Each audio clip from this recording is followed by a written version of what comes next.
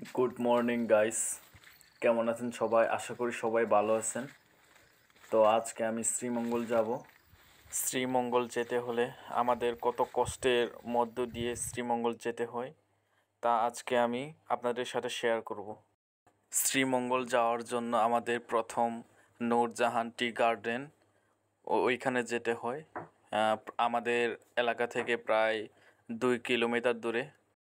এই 2 কিলোমিটার পথ আমরা কিভাবে যাতায়াত করি তা আজকে আমি আপনাদের দেখাবো। আপনারা ভিডিওটা না টেনে দেখতে থাকুন। তো গাইস, আমি এখন নূরজাহানের দিকে যাইতেছি।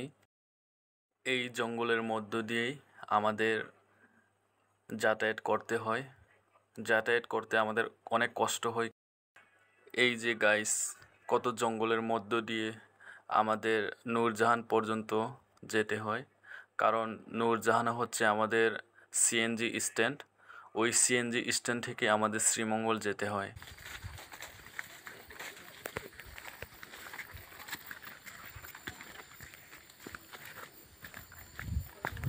এই যে গাইস, আপনারা একটা পুকুর দেখতে পাচ্ছেন।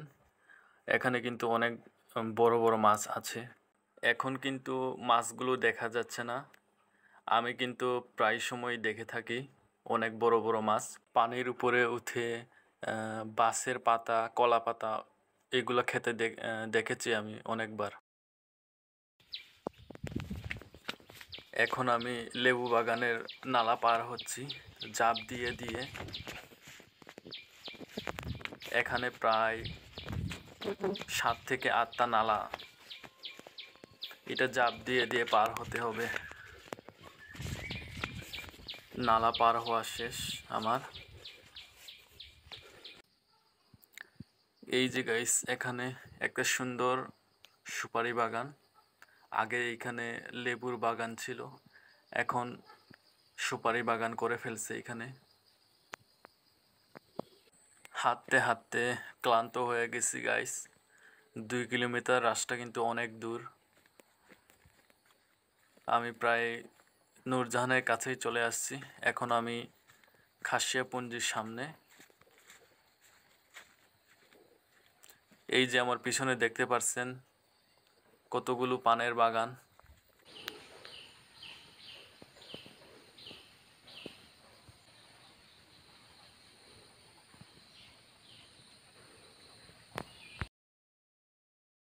তো ফাইনালি আমি নূরজাহান চলে আসলাম।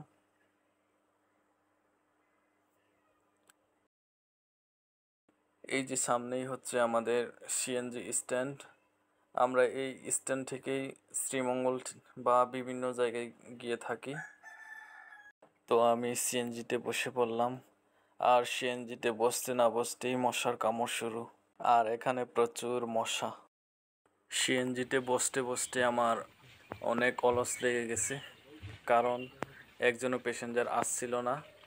আমাদের স্ট্যান্ডের নিয়ম হচ্ছে 5 জন প্যাসেঞ্জার না হওয়া পর্যন্ত গাড়িটা ছাড়বে না আর কি।